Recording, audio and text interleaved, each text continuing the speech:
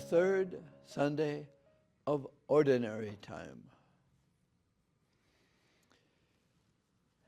There's a coincidence. If you listen to the first reading or read the first reading, the people stood from daybreak to noon listening to Ezra read the book of the law, what they should do to be the people of God.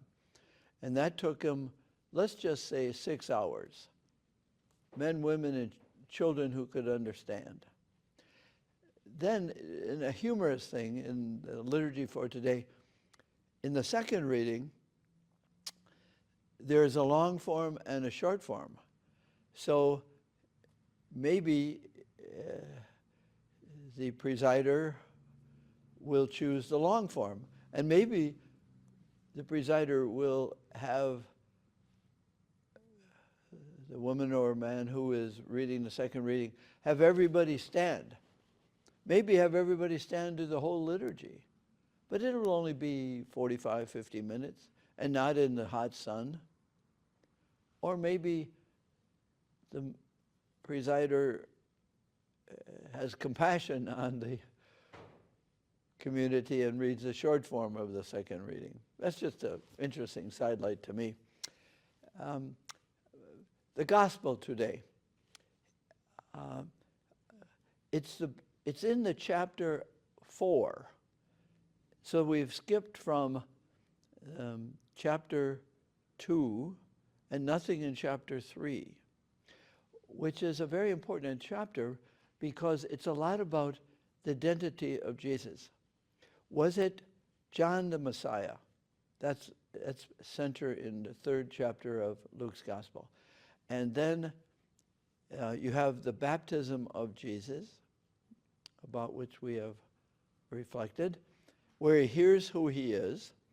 And then, very interesting, he is tempted about his identity. The subjunctive in English class, pardon, I was an English teacher, is contrary to fact. If I were a rich man, Trevia sings in the Russian play, forgot it right now, but Fiddler on the Roof.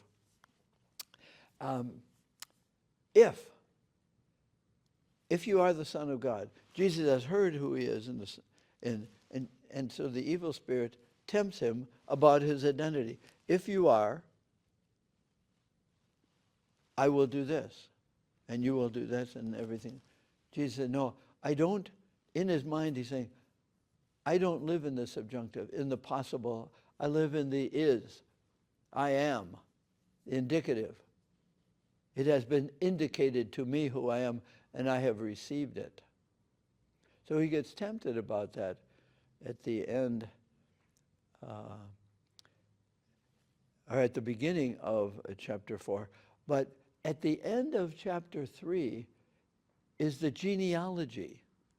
And it starts with Jesus, son of Joseph, and it goes all the way to Jesus was the son of Adam, son of God.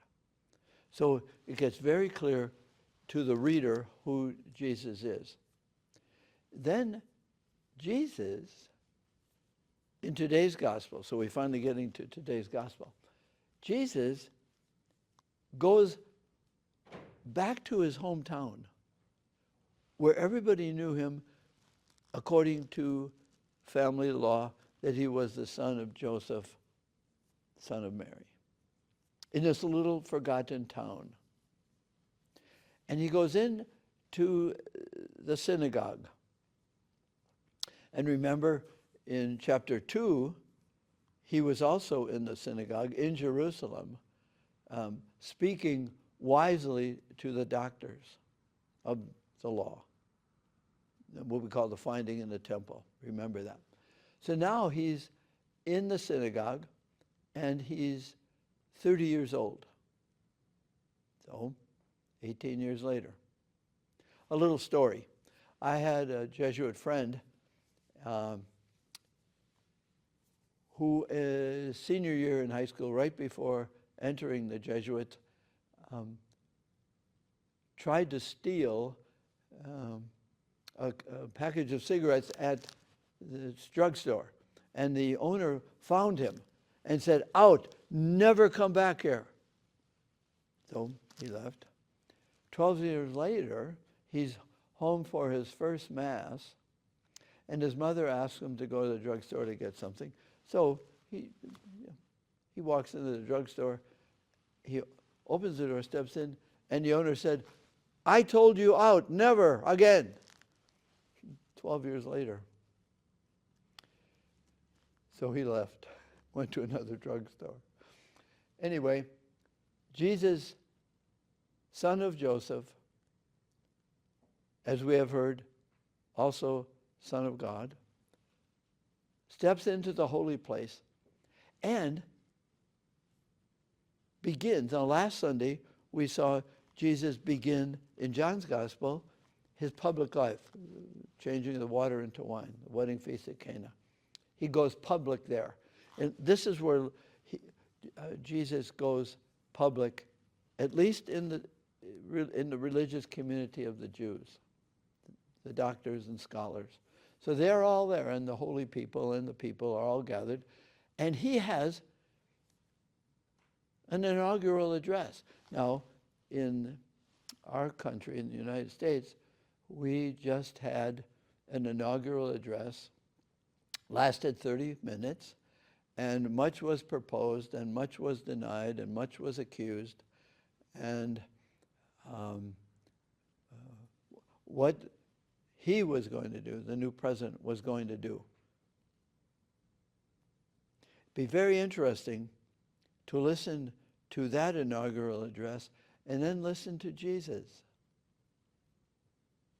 who comes and says, "Could I have a scripture?" And they give him the scripture Isaiah.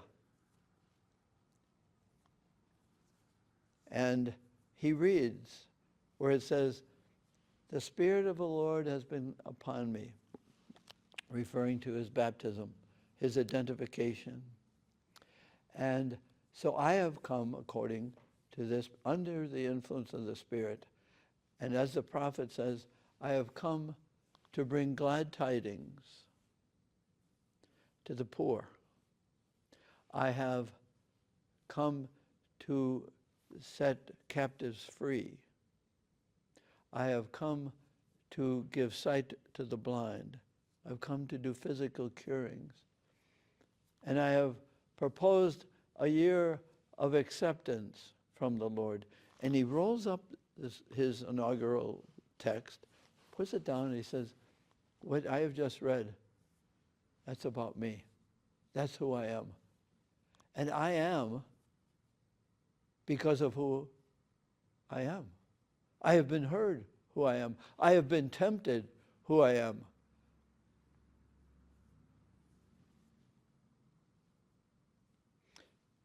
And I want to be who I am. It's not I want to do these things. I do them. There's an interior me that must come out.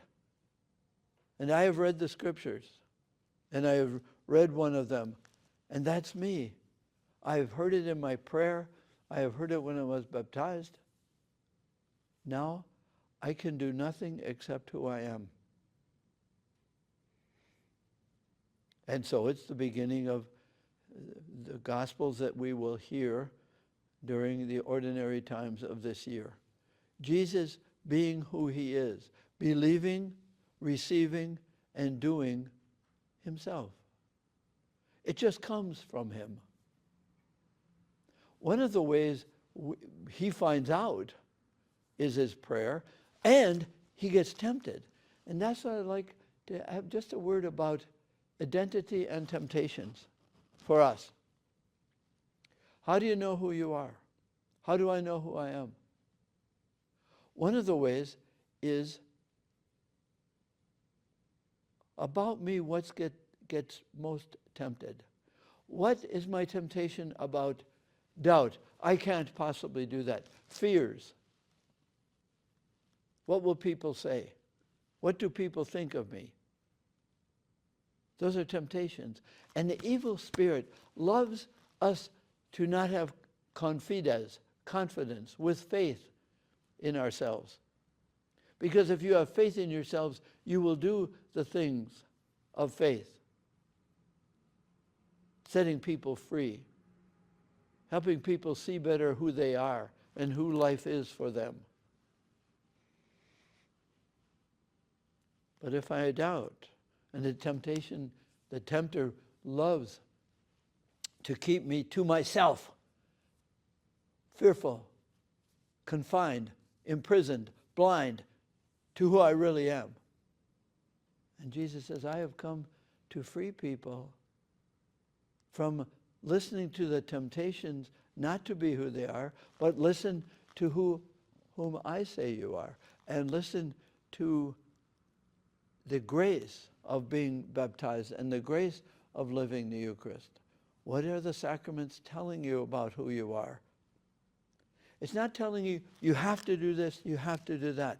It's how you live who you are. And the evil spirit says, good, I will tempt you about who you are so you won't do the things of grace. You will not do the sacramental living. So how do you know who you are? Listen to your temptations. You say, no, I shouldn't be tempted. Yes, pardon the English, but the gooder you are, the more seductive and confining and imprisoning and blinding will the tempter ask you to be, not to see who you really are. So how do you know who you are? Look at your temptations. Then, how do you know who you are? What does life tell you? What are your attractions? When are you your best self? Listen to those experiences.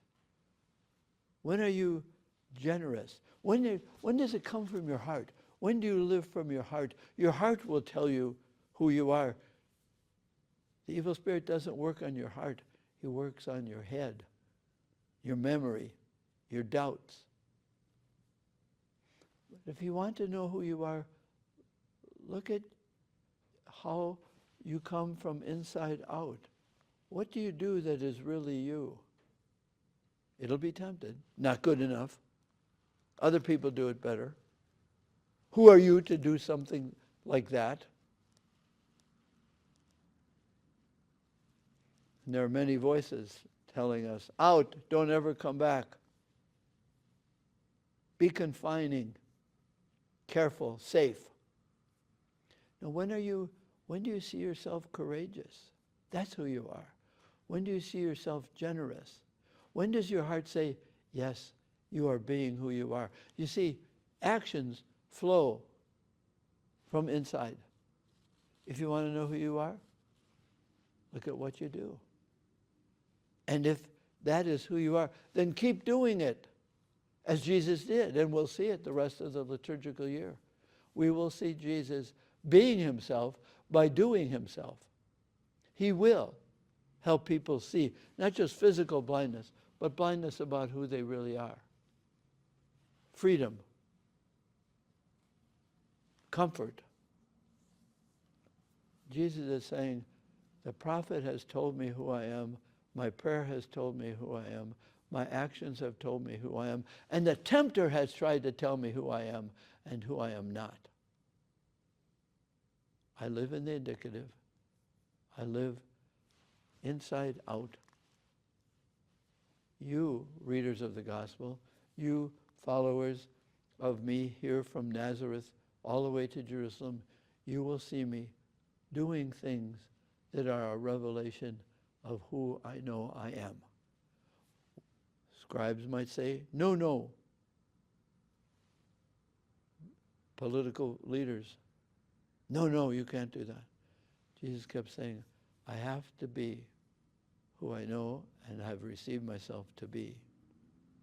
So it's a great inaugural address introducing his campaign to attract. attract us to be who we are, and then do who we are.